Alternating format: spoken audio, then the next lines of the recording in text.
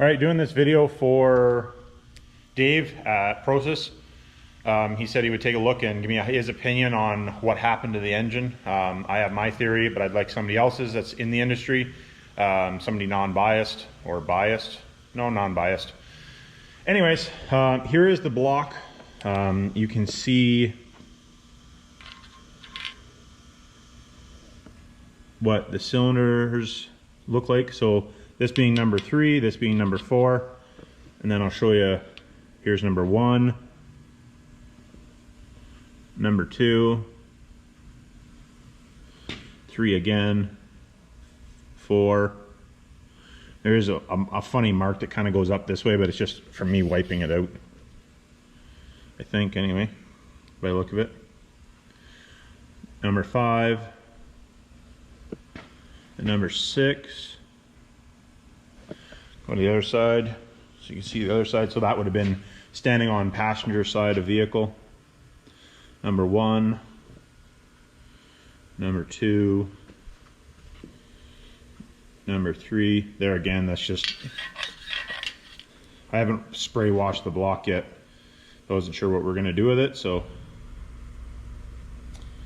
I don't know if it makes it better as far as that goes.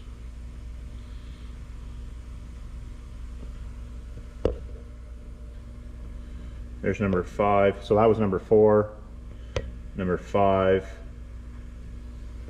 number 6. You can see, I was talking, you can see it right there. This coolant line that I was talking about was the one that was leaking, which ironically is the 2 cylinders that are cooked is where that coolant leak was. And you can see where in the engine bay there was coolant as well. Going over to the pistons, all the bearings look in reasonable shape. They do have a little bit of scarring on them. Well, I shouldn't say scarring, but just where it's cleaned the bearing up a little bit. And I'm not sure, like you can see the dirt. I'm not sure. The oil was super dirty inside. The air filter was super dirty.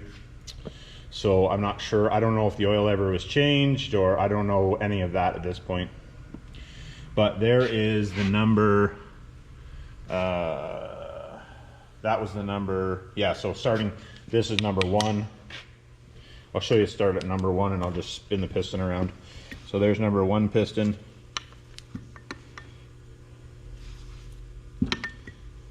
Number 2 piston.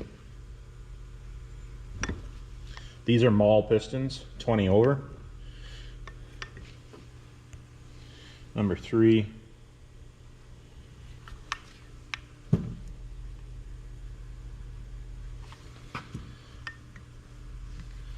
Number 4, that's a real bad one.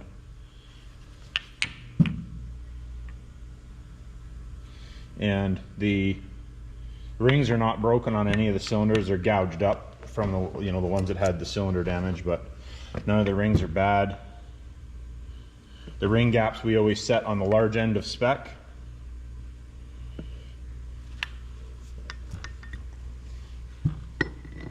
So that was number 5. Number 6.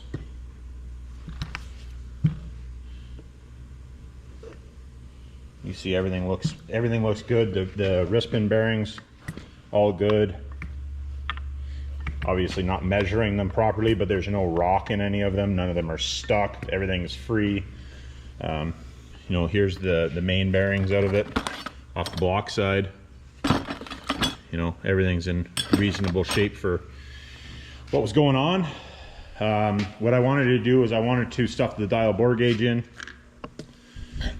and so summon dial bore gauge, pretty standard stuff. Setup gauge, I got the 4-inch adapter, and we are set for 5 thou piston to wall clearance, and you can see the gauge there. Actually, that might be just a touch.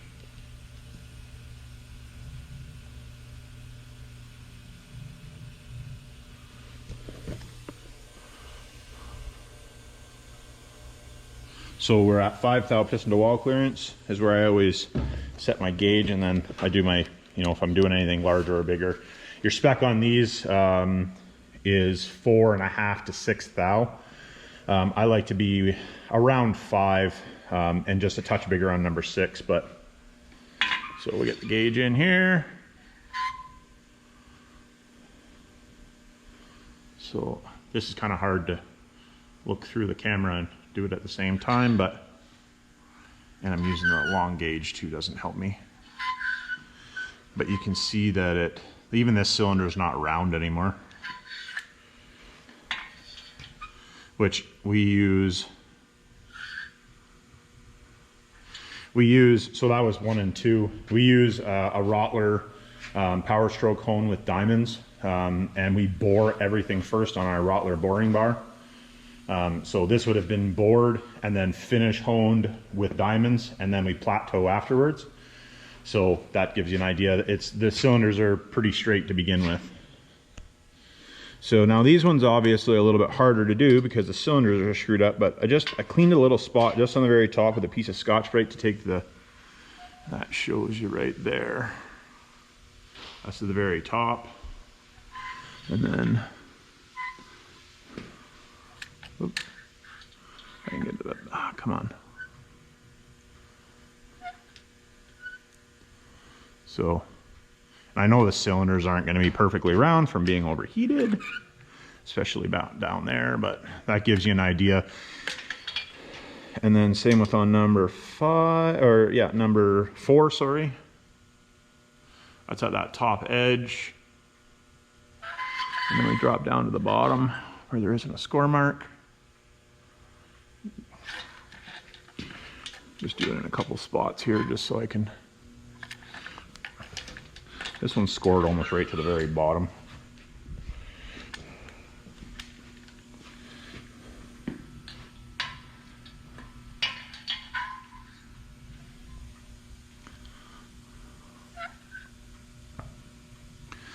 Yeah, I don't know if I can't really measure that one that well because there's a score mark everywhere. And I know it's not going to be around from the heat.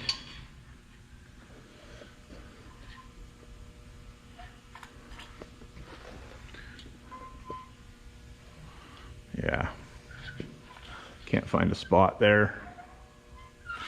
Anyways, I can't find a spot that's at the bottom that's not screwed up, so it's kind of hard to.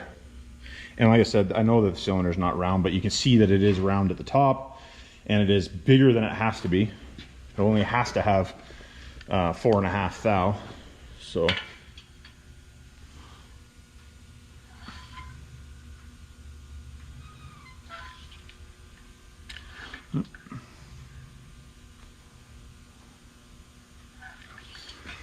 That was number 5 cylinder, and then number 6. You can see that one's just a little bit bigger because we always make it a little bit bigger. Even number 6 isn't perfectly round either. Hopefully you can see that in the video.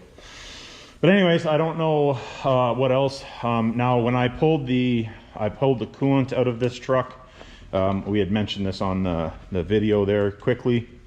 This is the coolant that I removed from the truck. So this is a 5-gallon pail, and that's how much coolant came out. And I realize that some of it's still going to be stuck in the truck, but usually when we do these, you will fill a pail right full, and then you will still lose some on top of that. I've done lots of these engines. I've installed lots of these engines in trucks as well.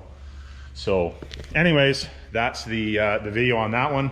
Thanks for looking at this. And then I'm probably going to send it to a couple other guys, see what they think. And anyways, appreciate your time. Have a good day. Thanks.